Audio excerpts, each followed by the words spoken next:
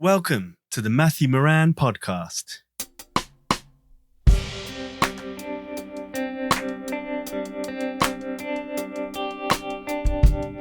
Hello, and thank you for your patience. As you probably know by now, I'm all about quality and not quantity on this podcast. It's been a while, but it's been an unbelievable year for me. One of the busiest and most fun, combining creative work, which is well paid. It's kind of like the holy grail in our industry. So I truly feel grateful, as I know these moments are few and far between, but you've got to make hay while the sun shines. I've been filming foxes all year, spanning across 2 projects, and I'm probably being a bit disingenuous when I say I'm done with foxes, and I'm also just going to give up saying it now too, because I was so lucky. In January, I was asked to film for the forthcoming David Attenborough show, which is called Wild London, and I'm delighted to say it's going to be aired on New Year's Day on BBC One at 6:30 p.m. I haven't seen it myself. I'll be sitting back and watching it with everyone else for the first time, and I have to say it was a total and utter joy to work on. And wow, doesn't get much better than meeting and filming with one of your heroes, a hero to so many. And yeah, well, it was just a delight. I don't even really know what more I can say about it, other than that, you know, if I could financially retire, I probably would, because working with David Attenborough, well, it doesn't really get much better than that. But having said all that, the podcast remains important to me and you, the listener. And, you know, I always release one around Christmas time. In fact, the very first podcast I released back in 2016 were on Boxing Day, and this week's Boxing Day special guest is Kev Morgans. Kev is an absolutely brilliant wildlife photographer, storyteller and conservationist, and he's probably best known for his work with Atlantic Puffins. This is a subject he's dedicated an extraordinary amount of time with, but he also shoots much of his work in the UK and focuses primarily on documenting seabirds. And I've known Kev for a while, but got to meet him for the first time. I was super excited about this, and I got to see him speak in October at the European Wildlife Photographer of the Year Festival in Germany. And I was delighted that he agreed to come on the podcast for a chat. So look, let's not waste any time. Let's get into the conversation. Here's Kev. Kev, thanks so much for coming on the podcast, for taking the time right at the very end of the year. How are you feeling? No, it's great to finally get on the podcast. Super excited, especially in the Christmas build-up too. Always a good time. Yeah, you're going to be the Christmas special. The Christmas present. Christmas present to everyone. Yeah, exactly. No, this is awesome. It's so cool. I finally got to meet you at the GDT festival in Germany. It's the European Wildlife Photographer of the Year. You know, we had contact probably over the last 10 years, you know, liking each other's pictures and, you know, encouraging each other. And, you know, I've followed you for such a long time and really love your work. So first of all, it's so great to meet you in October and so great to have you on. So thanks again. Oh, no worries. Likewise, it was so great to meet you too. As you say, it's a weird world, wildlife photography. You can know someone for over 10 years and not actually ever meet them before. So yeah, it was good to finally meet in person. Yeah, definitely. And I was thinking it's, you know, we can come back to sort of how you got into photography. We'll get into that. But the first question I was going to ask is, you know, at the end of a year, like, do you do that kind of reflecting on, you know, 2025, the hits, the misses? You know, can you sum up this year for you as a wildlife photographer? Yeah, it's been another incredibly busy year, really. Yeah, I had some amazing accolades, really, like you say. Speaking at GDT in October, that was a real highlight for me. It's pretty special to be given that opportunity to speak there. And again, my usual puffin trips starting in March, May, June, July.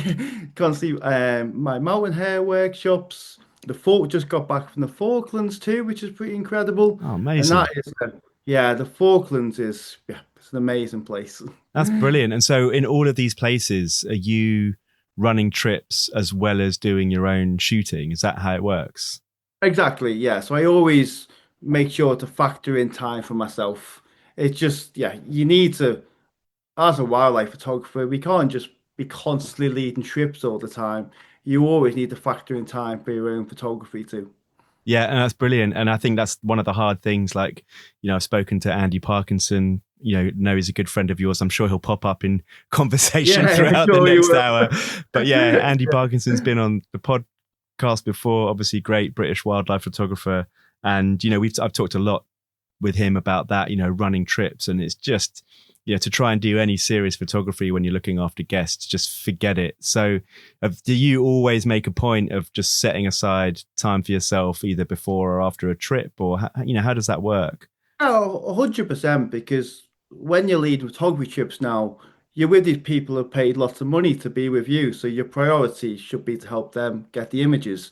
So a lot of the time, I very rarely even get my camera out when I'm leading the trips because you're looking after the people.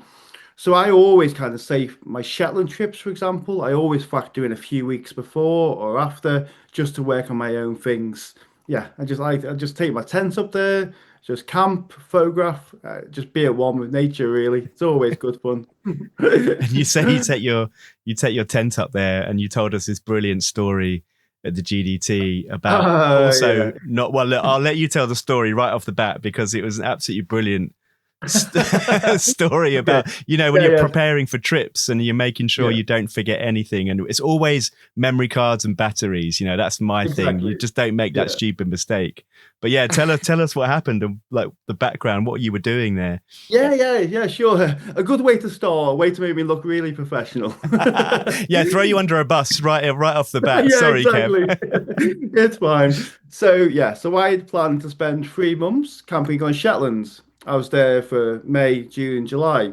And if anyone knows how long it takes to get to Shetland, it's quite a long time. So it's like an 8 hour drive from Liverpool to Aberdeen, a 15-hour overnight ferry, multiple ferries on Shetland, and then an hour or so walk at the end. So over a day's travel, easy. Unbelievable. Yeah, it's a long way to get there, and you don't even leave the British Isles. Wow. So I was camping there. So I did all this travel.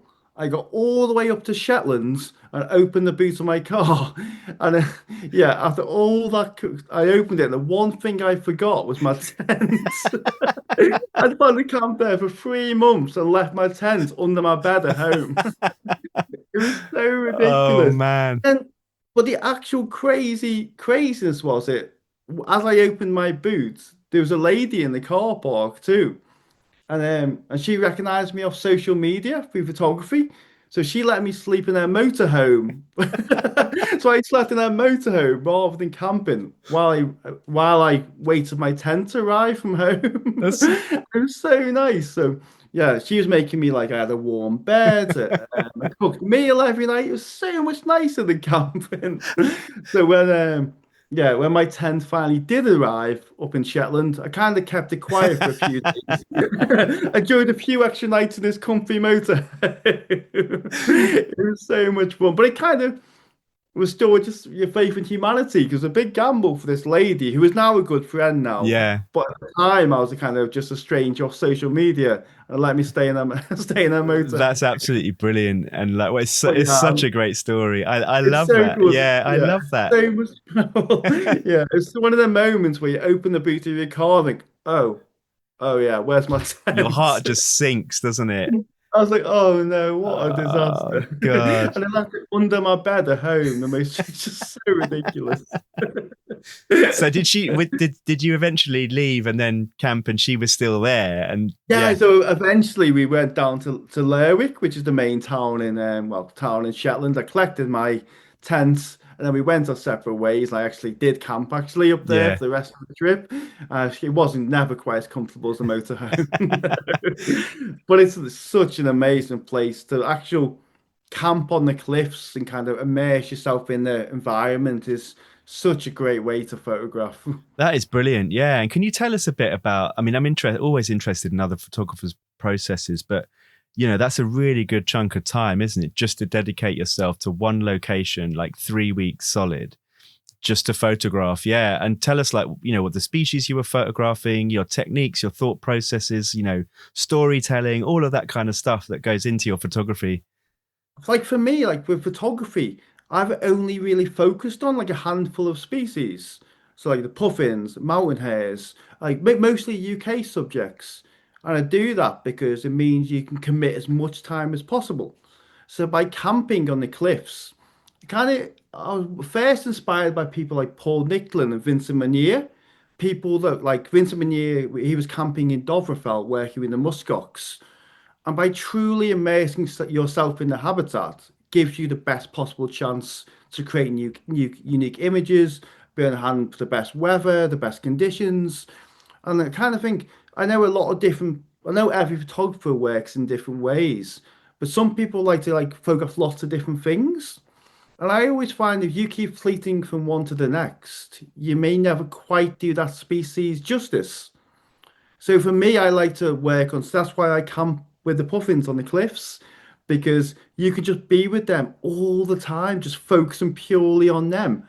And then eventually you can produce such a great body of work because your core focus is being in their environment and just working with them day in, day out. It's such a, yeah, it's a great way to photograph. It's absolutely brilliant. And then, of course, I guess, well, what I think about, and I'm sure you do as well, is like you then have this a range of images and Mm. with using Yeah, different yeah. lenses, and I guess you probably start to understand individual animals, or you'll start seeing the same animals, and some are more brave. And is that how it works also with those bird species? Exactly. Yeah. And once you kind of like the most important bit while photography is knowing your subjects. And you can spend all your time with puffins, for example, or whatever you choose. You really get to know them well. But the only drawback of camping on the cliffs is it's quite tricky to charge your camera batteries. Yeah. So how do you do that? What's the So to do that, there's actually the most northerly cafe in the British Isles called the Final the Checkout. final checkout is brilliant. Yeah, Yeah. it's this old corrugated iron cafe. It's about an hour or so hike back from where I was camping. So every day in the middle of the day, when the light was quite high and harsh, I camped out, I hiked back out to charge all my batteries. And the only issue with that is you eat far too many cheese toasties. Only way to justify being in this cafe all day charging my batteries was to keep buying cheese toasties over and over again. That's So, brilliant. yes, that's how I kept charging all my batteries by eating cheese toasties and using their electricity. Yeah, and like burning calories doing a 2 hour hike forwards, and you Exactly. So needed the yeah, you cheese went toasty. Yeah, exactly. Yeah, yeah. So I basically the whole time I was camping on Shetland, I lived on cheese toasties. that is amazing. That is so good. And you It's mentioned puffins, and obviously, I guess it's a little bit like me with foxes. You're just, you're the puffin man, aren't you? Really? Yeah, exactly. you're. Yeah, it's funny because like I haven't tried to move away from it, but whatever you try and do now, like I'll always be associated with puffins, and like even if I try and get away from that, I don't think I possibly can No, I think now. you just have to give up. Like, You just just embrace it and yeah, accept who I am now. yeah, that's you exactly. Like, like obviously, like some of the nicknames, like the Puffin Man was the first one. I was like, okay, the Puffin Man's not so bad. But when the Prince of Puffins came, I was like, this is getting a bit ridiculous. But when I first heard it, I was like, okay. But now I actually really like the Prince of Puffins. It's pretty cool. Yeah, I think get the T-shirt made up. You can start Exactly. selling Yeah, it on your go full store. brand. Full brand. That's brilliant. But one of the great things, well, there were so many great things about your talk in Germany and just following your work over the last, 10 or so years is it just, I think what's important and an important reminder, and I say this to myself, and recently I had a meeting with an editor, Mhm.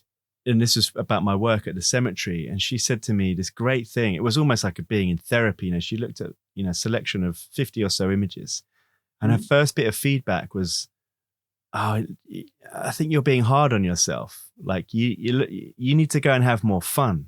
Remember Yeah. like why you got into photography. And I thought about you after that, and I thought, actually, yeah, your presentation and some of the lovely behind the scenes stuff where you've got puffins on your back and stuff, but it just looks like you're having a lot of fun, and I think that comes through with the images. Yeah, but it does. And it also, it's the subject you work with too, because like whoever you show puffins to, for example, like they never fail to put a smile on your face. They're so like charismatic and got personalities and like they just everyone I take, every workshop I take or people I show, they just make people smile. So like it's easy to work with subjects which make people smile because they keep, yeah, it's a way to keep a smile on your own face at the same time Yeah, too. yeah, definitely, definitely. They're just But what great about little like, as well as having fun, what other kind, I guess also when you become known for, specializing in one animal, Mhm. and the, seabird, like the puffin, um, what are the pitfalls? Like, are you hard on yourself? Do you always try Yeah, and yeah. strive to get, better pictures? And I think, what are the frustrations and the difficulties that you go through when you're, if you're going to do another shoot in, which I'm sure you will in 2026, what will you be looking for that's different? oh, 100%. I think that as photographers, we always have to be our own worst critic. Like sometimes you go too far in the end where you don't like any of your images, which is really bad. But you have to, yeah, you have to be your own worst critic. And I think for subjects like puffins, for example, which are so well photographed, you see them in your social media feeds all summer, all you see is these images of puffins. So the bar has been raised higher with these subjects than pretty much any other, really. So I'm almost putting too much pressure on myself now to try and find like new innovative ways, whether it's light or composition or creativity, to showcase these animals. Because you you can't really just get away with showing an average puffin image anymore because it just get lost in the whole ether, really. Yeah. So you have to keep, it's almost too much pressure on myself to keep trying to almost better myself year on year. So you're just putting a lot of pressure on yourself to do that. Yeah, yeah, yeah. And it's not just puffins, right? You're photographing. I know you said it's only a handful of species, but tell us a little bit about the other species that you photographed, and also particularly with Andy Parkinson. I know you guys have photographed quite a lot together over the years. So we may touch on a bit later, but like, yeah, I've done a lot with the mountain hares with my good friend Andy, who's, yeah, he's been a bit of an unofficial mentor for me really over the years. And I'm not too sure where my photography would be without his help in the early days, to be honest. That's really But we nice.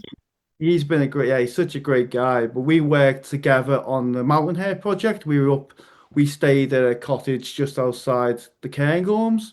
And almost every single day in February, January, February, and March, we were just up on this hill working with the mountain hares in all conditions.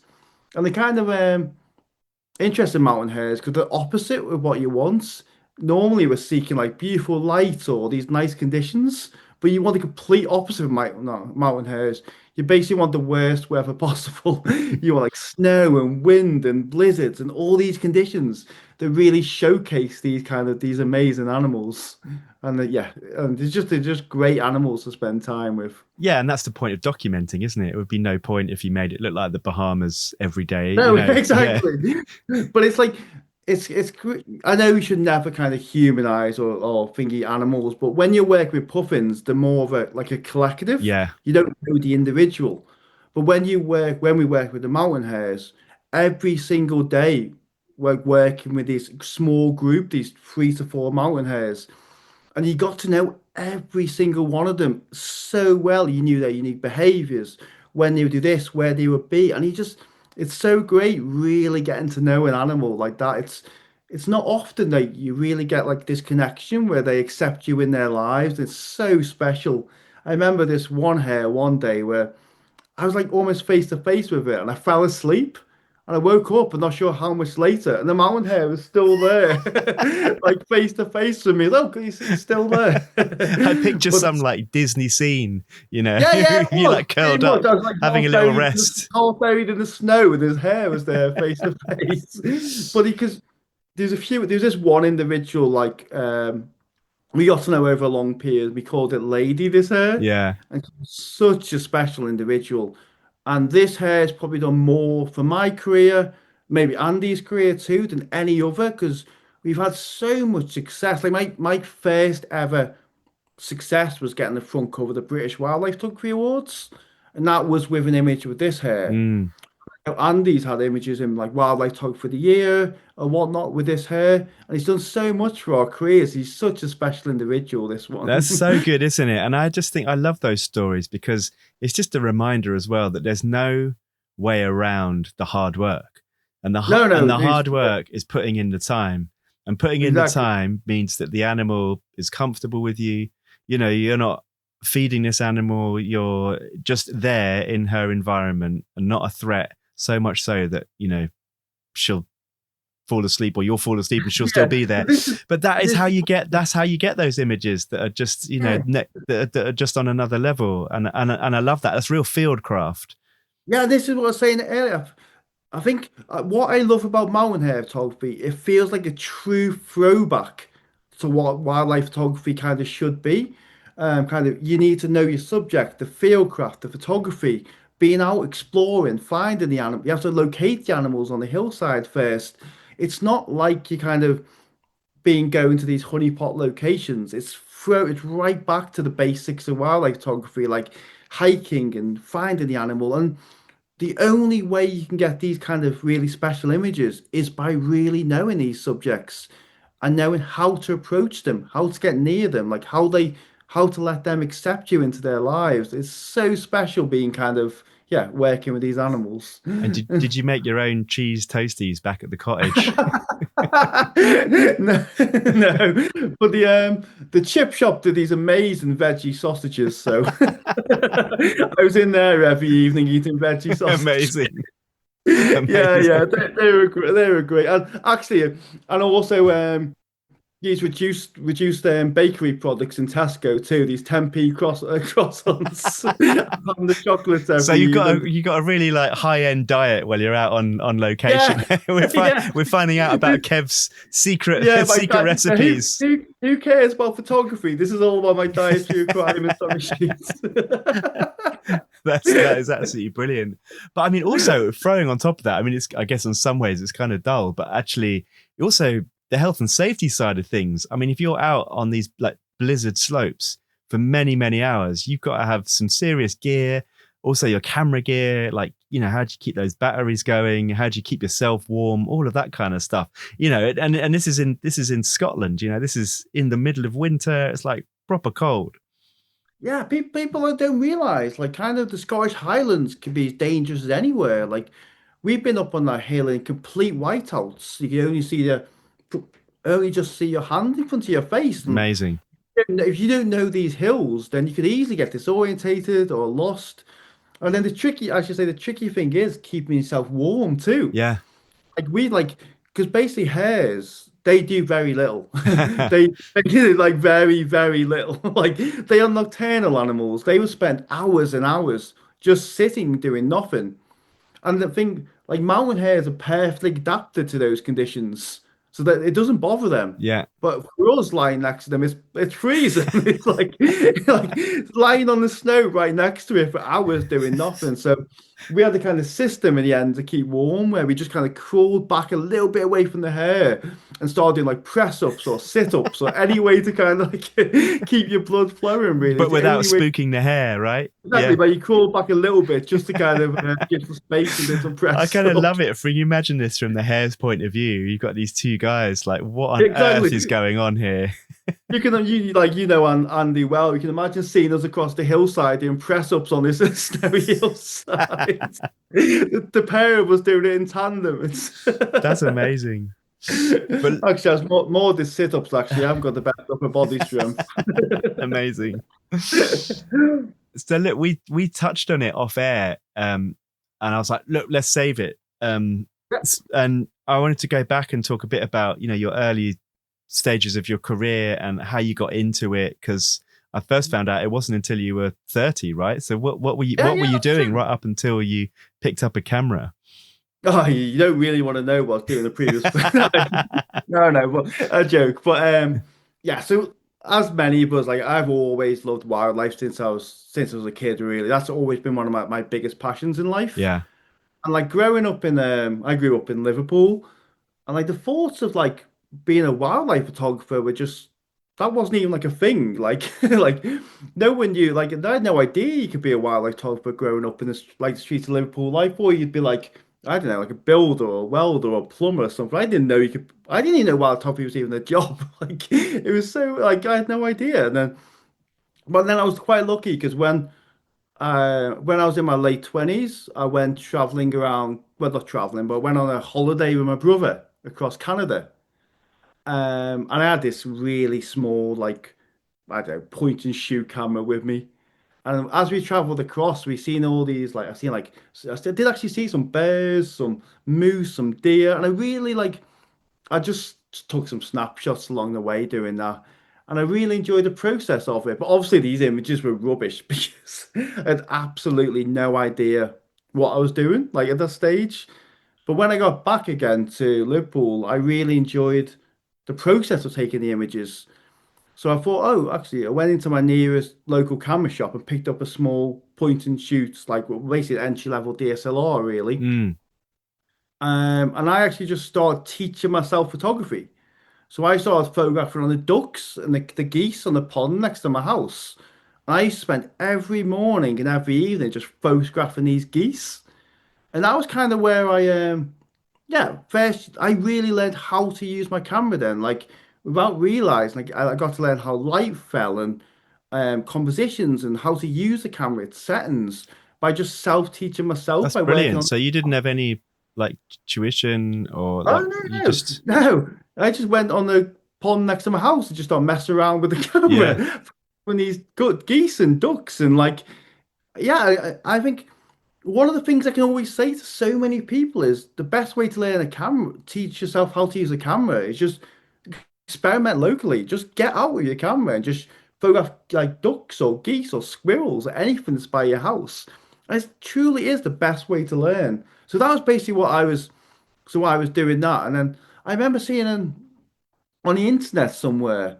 It was like it was the first edition of Bird Photographer of the Year, actually, the competition. hmm. And I at that stage, I only got a few images of geese here. I didn't like. I thought, oh, I'm just gonna put a few in here for a bit of fun and see what happens.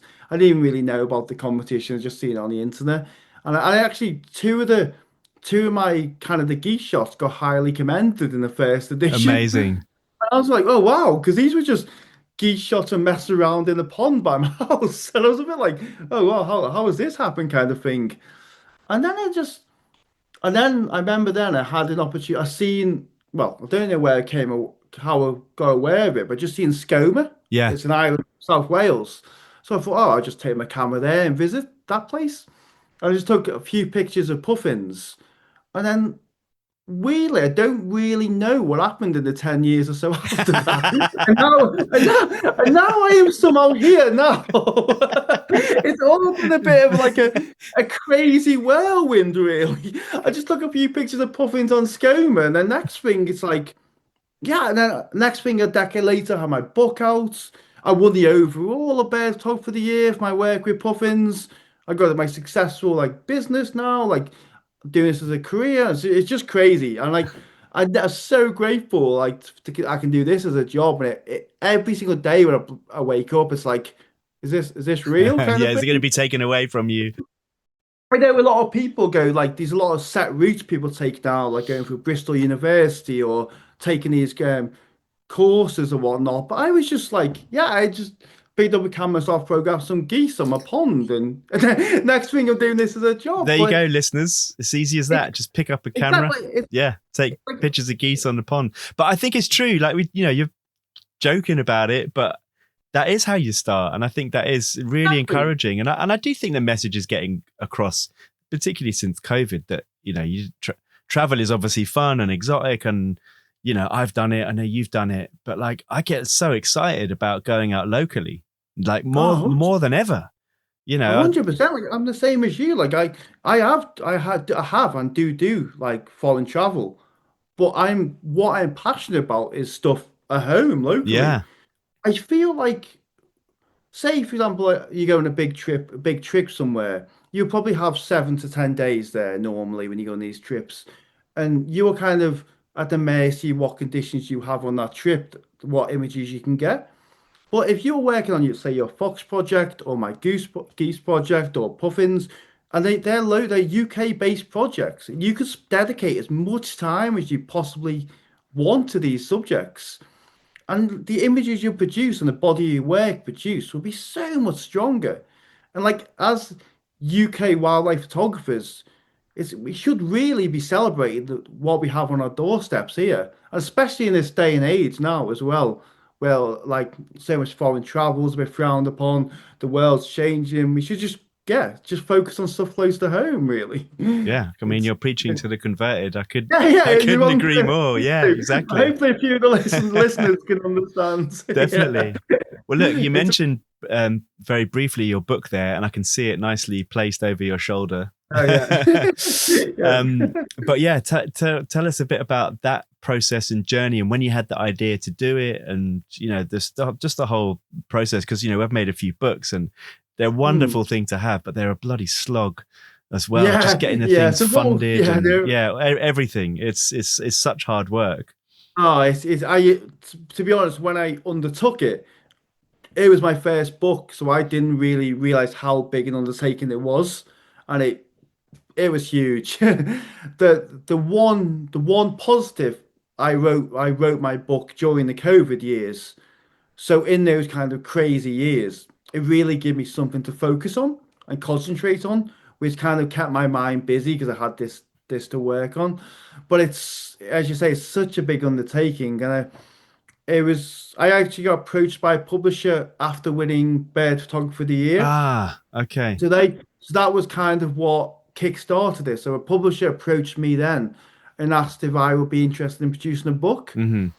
I never really thought about producing a book because, yeah, but I never just considered it. But when they got in touch, I thought it'd be such an amazing thing to do. And I don't feel like for me it was ever like a financial reason to do it. I think it's like a legacy thing.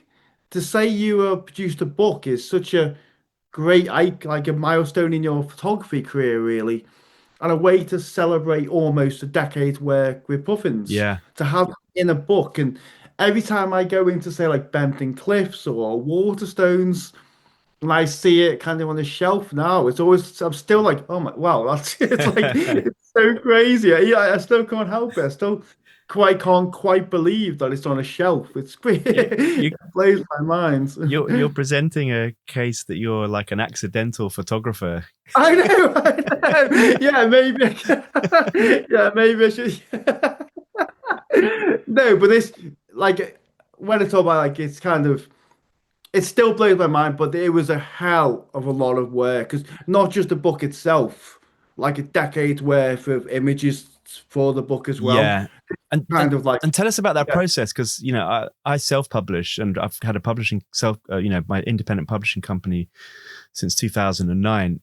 So I know how it works when you do it, fully Mm. by yourself, not with an external publisher. So how was that relationship, and editing and deciding what went on the front cover and the flow and the chapters? What was that I, process like? Yeah, it was really great. So I went through obviously went through a publisher, and they give me quite a lot of control on the book, which was really helpful. So That's great. it had the editor who I kind of wrote I did all the text myself for the book. So I basically wrote each chapter, sent it to him, he checked it and sent it back. It took quite a bit of time in the first few steps because when he kind of rewrote my work, he was not writing it in my voice, Mm. bringing it back in almost like this Shakespearean voice almost. I was a bit like, oh God, that's definitely not my voice. So it took us a bit of going back and forth till we got the middle ground really, where we were both happy with how the text looked. And even the employed a graphic designer, which I worked with too. And he gave me full control too and how I wanted to design the book, which was really That's nice. amazing. The one bit was I overruled them with the front cover image they wanted because they wanted this image of a puffin in the rain, which was a nice image, but I really wanted like a big, bold statement image on the front, which is people can't see the screen I I'm tell you, putting behind. we'll definitely put links up so people will be able to see. We'll But, put it on your page on my site. We'll put the link to the book for sure.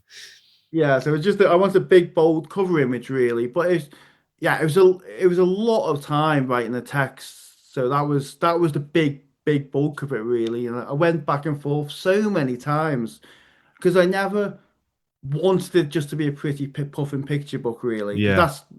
that'd be pointless. Like nobody would gain anything from that.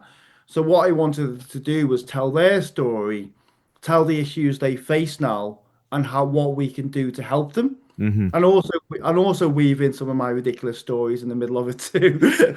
But the main core of it was to actually showcase the threats they face and what we can do to help them. Because through photography, that's one of the most important things we can do, really, because we're lucky enough to see some of these things, like spend months with puffins or with mountain hares or all these subjects. And it's great to bring their stories into the homes of people who aren't quite as lucky as us.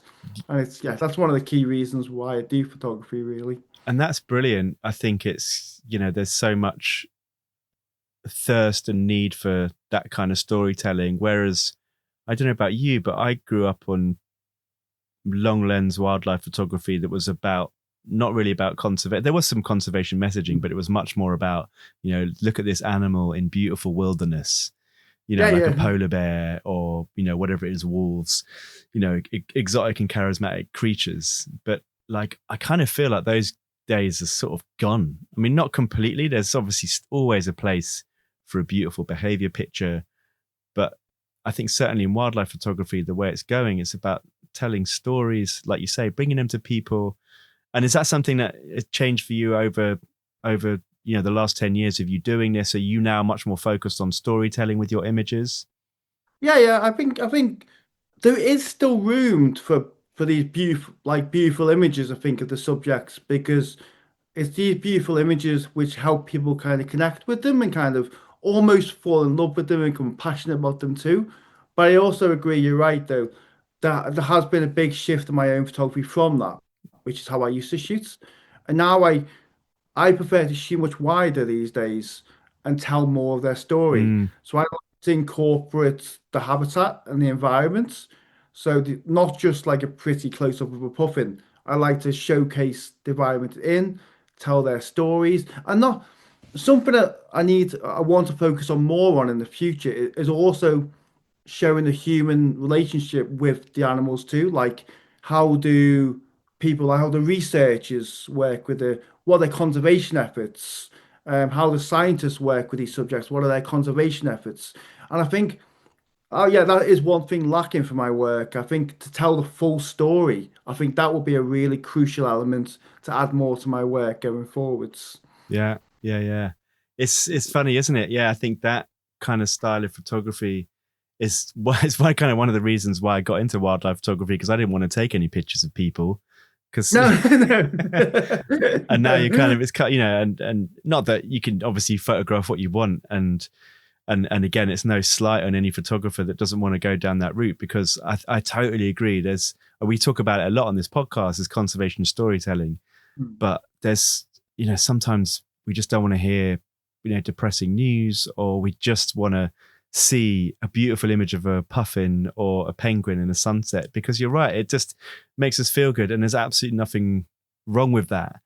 And yeah, dipping your toe into that conservation storytelling, it's like a whole other skill set that you need, and learning and lens choice, and then being able to talk to people in a way that they're comfortable with you, and almost spending the time with the people, the similar amount of time with the people that you do with the puffins or whatever subject it is that you're going to photograph, so that then they're relaxed about you, so you can capture those nice moments. And it's not easy, certainly since I've been doing it in the last few years, focusing more on people in the landscape and telling their story.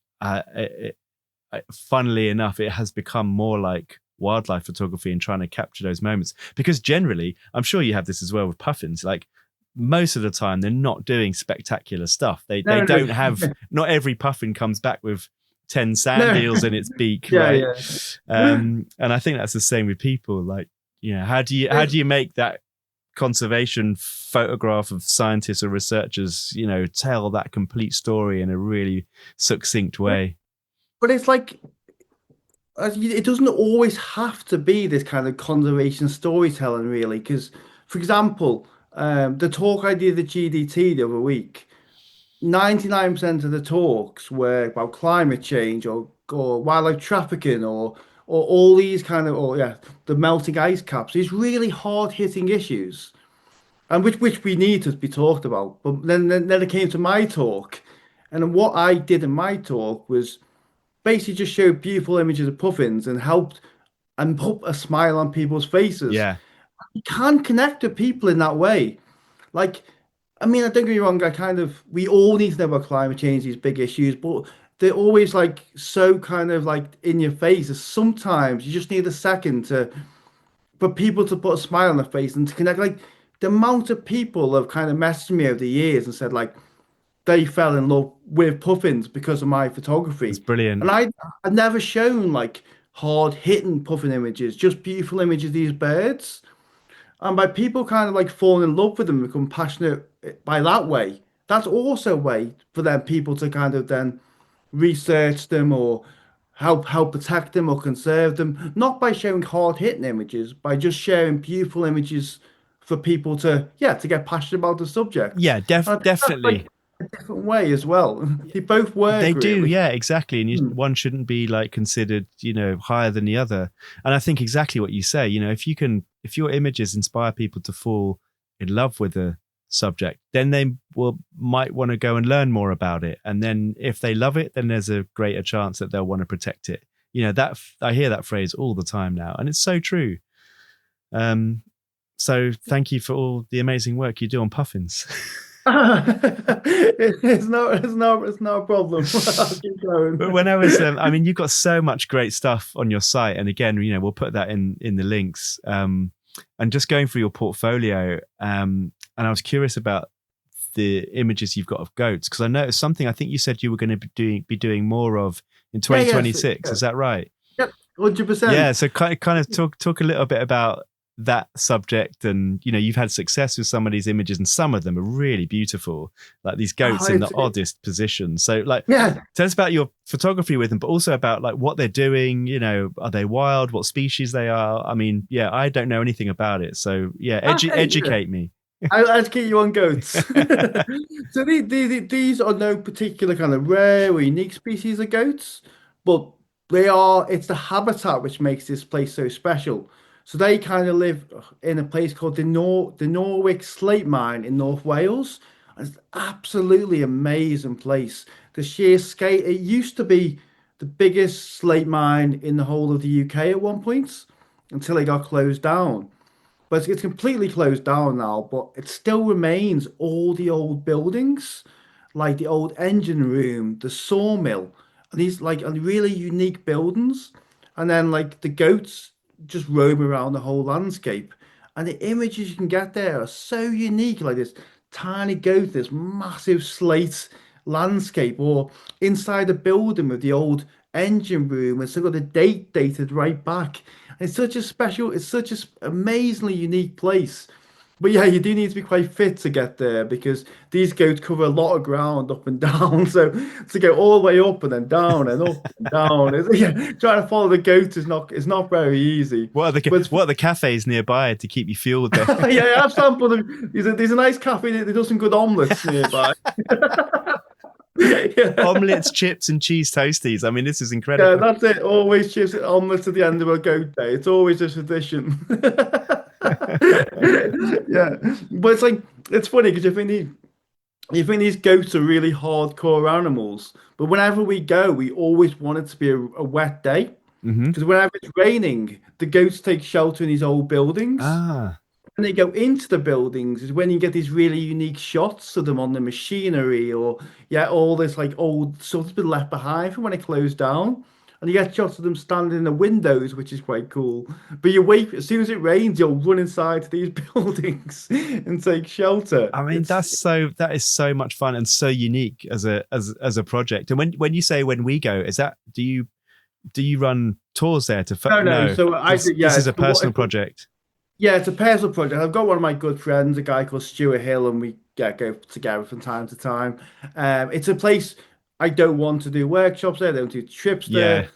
In this day and age, you just need something still to yourself at Yeah, and times. that's what I was going to ask you about, passion projects. I mean, obviously you're passionate about everything you shoot, but like there's that mixture of also you have to make a living. Tours are a really good way of doing that, and you're doing well out of that. But yeah, how do you make and find time for passion projects such as the goats or any other stuff that you've got going on? And it's because that's the thing. It's the hard to try and find those blocks of time when actually you've got to earn money, but you also need to build up. You need to do stuff that you love and want to showcase as well. One thing that's quite helpful for me is I kind of have a really intense period from say April to the end of July.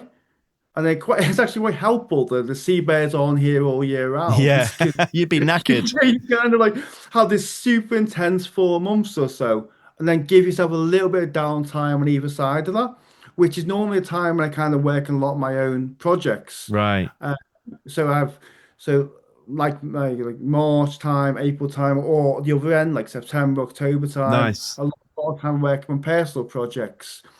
And I have a really big aspiration for 2026, which is something I've been working on for a few years now, but not really too active in posting about it. Well, the listeners are going to get this hot off the press on. Yeah, Yeah. yeah, this is the first time off the Big press, actually. announcement. Yeah, It's a I'm scoop. not sure where. Yeah, yeah, yeah, yeah. I'm not sure this might actually be a bit of a letdown when I announce it, but I'll say it anyway. So, 2026 is the Chinese Year of the Horse. Ah, And I've always been passionate about our native ponies, the British Isles.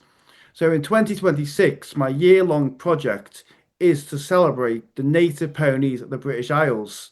And that means stuff like the Shetland pony, the Highland pony, the Eriskay, the Dales, the Fell, the Dartmoor, the Exmoor, all these native pony breeds. wow. There's never really been a true body of work to showcase these ponies, which effectively shaped our landscape. And people just don't even, not even that aware of them actually. And I think it'd be a fascinating project to showcase them, how they were originally historically used for, like stuff like the Highlands, like or the Eriskay carrying seaweed, or the Shetlands and that kind. I think it'd be a great project. I don't think it's really been done properly in depth before, Yeah, and it's the hard thing in this photography world now. Like everything is being photographed really, like to some extent. sure. So trying to find a new project, a new body of work is not quite as easy these Yeah. days. Or if it has been done, then you just do it even better than the last person. Yeah, You know. exactly. Yeah, yeah, yeah, I mean, yeah, that's I exactly. when I interviewed Yeah, Jasper Dust, way back in 2018. One of my questions to him, because he did all this lovely work with the macaques, in Japan in the hot pools, was like, yeah, that's a long way to go for a Dutch photographer. Like, yeah. and of course they're so well photographed. And then, Mm. he expanded that story into the human side and the conflict with farmers and the macaques. But he also got some beautiful images of those monkeys in those hot pools that like were very unique and not kind of been seen before. So even if someone has done ponies, Kev, That's true. Yeah, yeah, yeah, yeah. it's just, I think it'd be an interesting project to work on. I think there's a lot to it, and ultimately, I want to eventually go the same way as the Puffins and produce a book in the yeah, I could end. really see that as a book, and it's Yeah, countrywide as well, like different parts of the exactly. I country. think I would tell the stories of the people who work with the ponies too, rather than Puffins, which was my own story. I'd like to tell the stories of the ponies from the people that work with them. I think I think it'd be a really great story to Oh, tell. I can't wait. Can't wait to see it. Yeah, The only yeah, problem now is that 1 million people who listen to this podcast now, I'm yeah, just joking. yeah, yeah, yeah. They're going to be Now expecting everyone will it. be, yeah, or everyone will be doing it now Yeah, instead. it's true. Oh, what a brilliant idea for my New Year project. No, I mean, that's great. I could completely picture that as Uh, a really, really nice book with, different landscapes, different characters. I can imagine some of the people that work with these horses are Oh real yeah, yeah. I think characters. it'd be really good. And again, it's another celebration of British wildlife. Well, even though it's not truly, truly wild, because we don't have any truly wild native ponies left in Britain anymore. They're all semi-wild to Yeah, some extent. But still, I think it'd be a fantastic. And this is what you said, like about it would purely be a personal project to me. yeah, There would be no future plans of workshops or trips or just something which we all need really in this day and age. Just because it's easy to become a wildlife photographer, a professional wildlife photographer, and forget why you fell in love with it in the first place. Because you spend 9 months of the year leading trips or workshops, and you want to strip it back and just photograph, which is why you love doing it in the first place. yeah. I think that's so true. And keeping an eye on that is important, because it's that the idea when you're younger, like you're saying, oh, I can't believe I'm doing this, and what a privilege, every morning I wake up and doing it. But obviously you've totally earned it. But at the same time, then you have to keep an eye on, oh, actually, am I giving myself enough time? And we're all guilty of, Yeah, I'm just repeating yeah, what you're yeah, saying, but we're all guilty of like never finding enough time to go and do our work. And I think, particularly since I had this meeting with an editor, for me personally, is actually when I've been back to the cemetery a couple of times since then, and I'm looking at it differently. I'm thinking, yeah, okay, a cemetery is kind of a serious place, and Yeah. you have to be respectful, and there are people mourning, grave owners or whatever. But like, this place is also full of life, and it's full of Mm. fun things to go and see, and that's why people also go there, because it's impressive and magical and all of these other adjectives I could think of. It's like, well, why not capture that?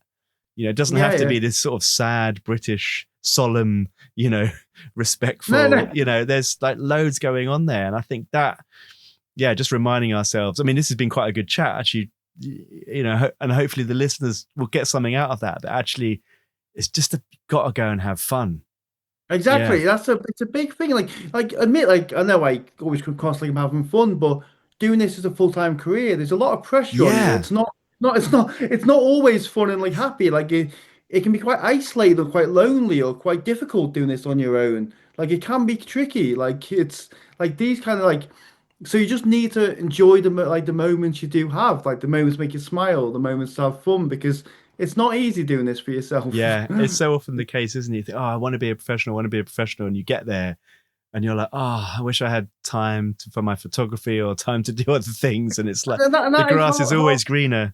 exactly, that's half the issue. Like when I first started, like I had not a care in the world. Like I was just photographing purely for me, just doing these like I don't know, mountain hares and puffins and gannets and all, just going out just to take images. Yeah, As you get deeper and deeper and deeper into doing this as a career, it's like, oh, you can't. It's so easy to lose that definitely. why like bit of love or forget why you did it in the first place. Yeah, It's so easy. It's definitely. So, Kev, God, but it's been going nearly 50 minutes. Unbelievable. oh wow, So look, yeah. we there's a few more things I want to ask you, and Hmm? Yeah, before I let you go, and yeah, yeah, okay. we talked a little bit about getting recognition and in the social media age, and obviously you've been successful in competitions and stuff like that. So what kind of you've mentioned some bits and pieces of advice throughout this podcast, but younger people listening to this who think, oh God, Kev, I want to be in his shoes, and I think it is much more difficult these days because, like we say, everyone's a wildlife photographer. Yeah. Social media just is a test to that, and you do see young people with like really really great photographs. But yeah, what would be your advice to a younger person wanting to get into this industry and making a living from it? I agree. It's like it's harder for young people now to break in because there's so many people with cameras now that it's just become more competitive than it ever was. But I think ultimately what you need to do is carve out some kind of niche for yourself. Like, for example, like what me and Matt have done, really. Like, I got known for puffins, Matt got known for foxes. Like, find like a niche for yourself. Like, focus on that. Like, get known for that. Like, I think if you're almost too generalist these days, it's quite tricky because you won't get known for individual thing. You can get kind of like connotated or associated with one subject and got known for that. Like, it makes such a big difference to your career. Like, if I'd never like picked up a camera and started photographing puffins, I generally don't think I would be where I am today. So I would kind of like but the key thing is though, it has to be something you're passionate about. Because if you're not passionate about it and you're just doing it for the sake of it, it just won't work.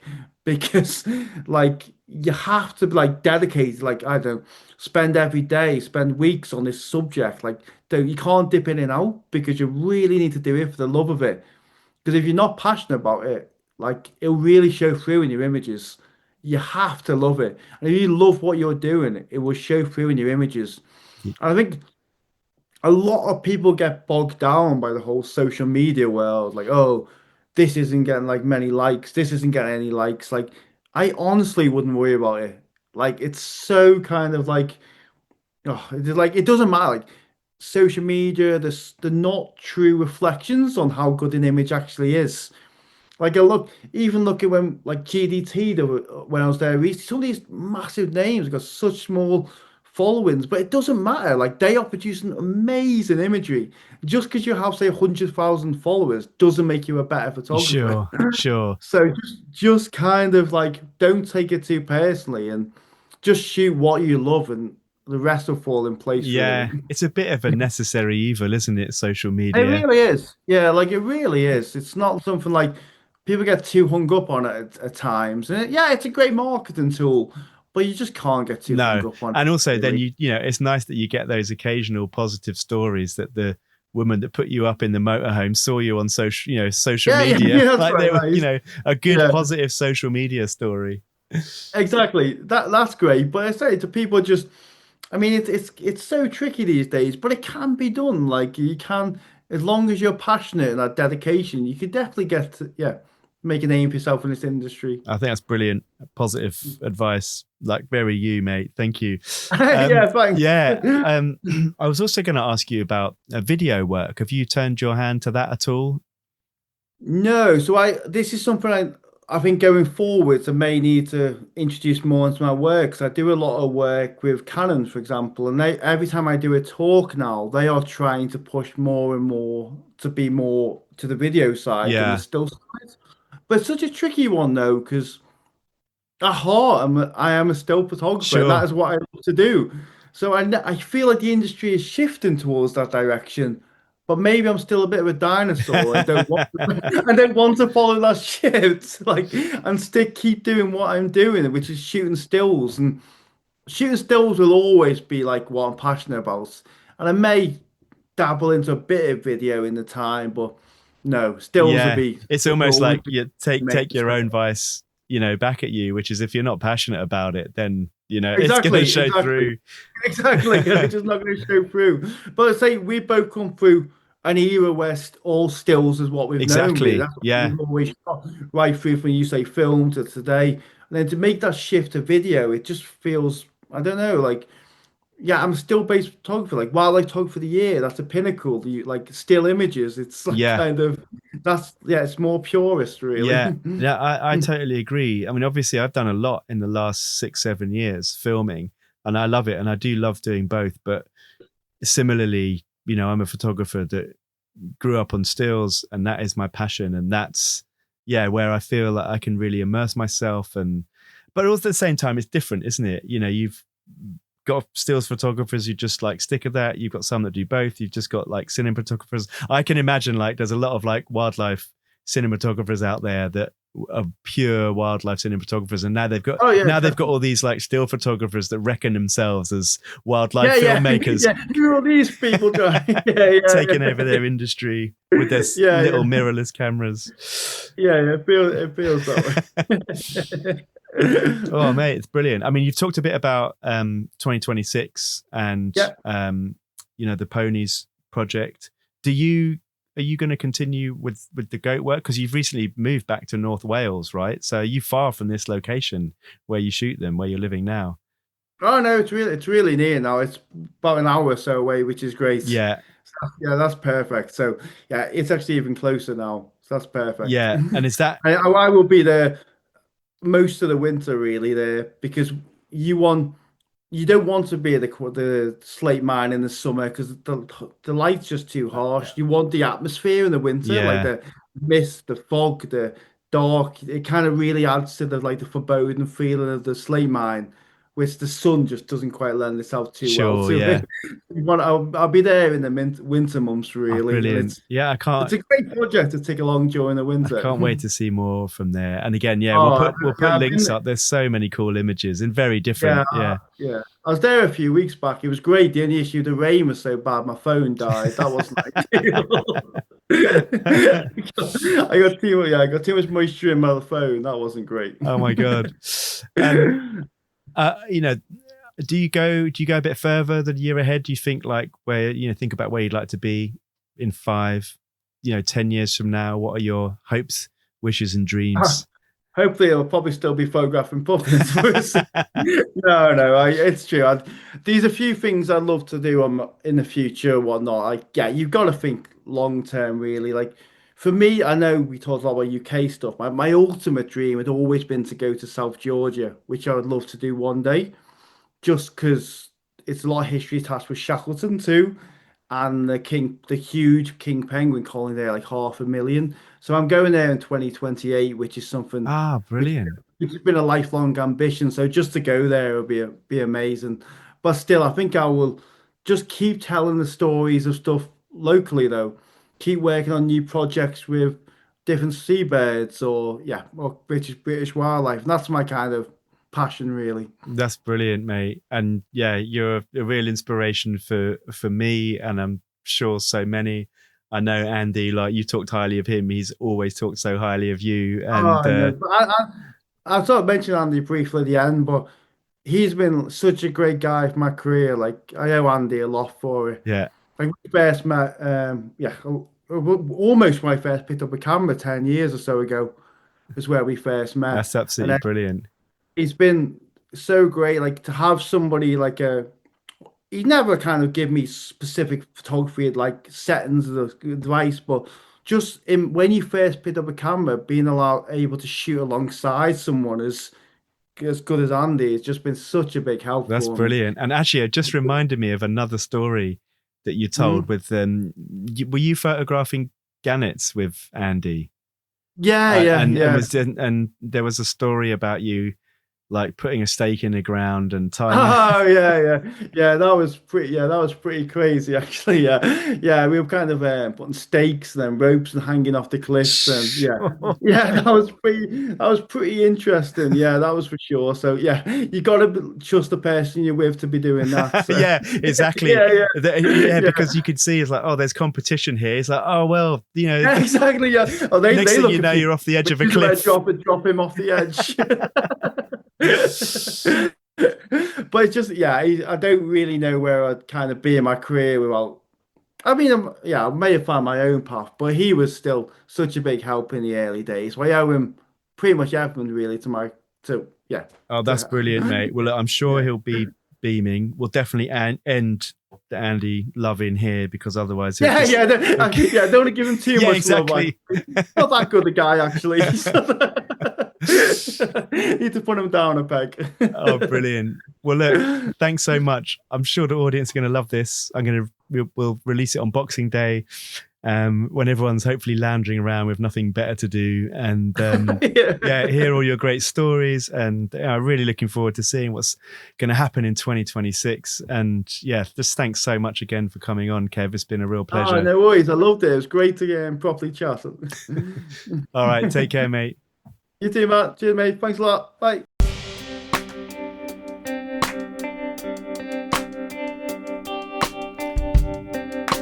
That was so much fun. Big thanks to Kev for sharing so much with us. And what an affable and just downright lovely guy. And I really feel like that shines through with his photography. So go and check him out.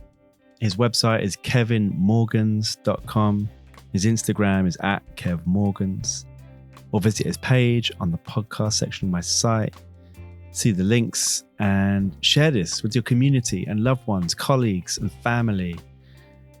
I would like to say a special thanks to all the Patreon supporters for your support and everyone who has emailed in over the past year with all the kind comments.